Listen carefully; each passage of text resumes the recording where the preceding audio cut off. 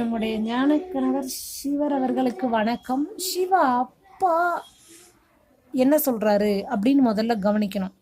சக்தி யுகம், திரேதாயுகம், துவாபரயுகம், கலியுகம், சங்கம யுகம். சங்கம யுகத்தில் வந்து தான் சக்தி யுகம், திரேதாயுகத்தையும் சொர்க்கம்னும், துவாபரயுக கலியுகத்தையும் நரகம்னு சொல்கிறாரு. அது எப்படி சொல்கிறாருன்னா, நீங்கள் எடுக்கக்கூடிய சங்கல்பத்தை வச்சு தான் சொல்கிறாரு.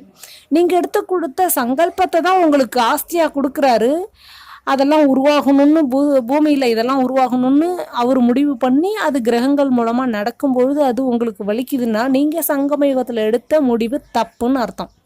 அப்போது இப்போ முடிவு தப்பாக எடுத்திருந்தா தான் நரகத்தில் போய் கூட உங்களுக்கு வலிக்குது.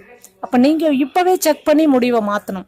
அதனால் ஒவ்வொரு சங்கல்பமும் சிவாப்பா முரளியில் சொல்வார். அது மட்டும் இல்லாமல் காலச்சக்கரம், சக்தி யுகம் எப்படி இருக்கும், திரேதாயுகம் எப்படி இருக்கும், துவாபரயுகம் கலியுகங்கிறது எப்படி இருக்குங்கிறதையும் இப்போ சொல்வார். அதையும் நீங்கள் பார்க்கணும். அப்போ உங்கள் குணத்தோடைய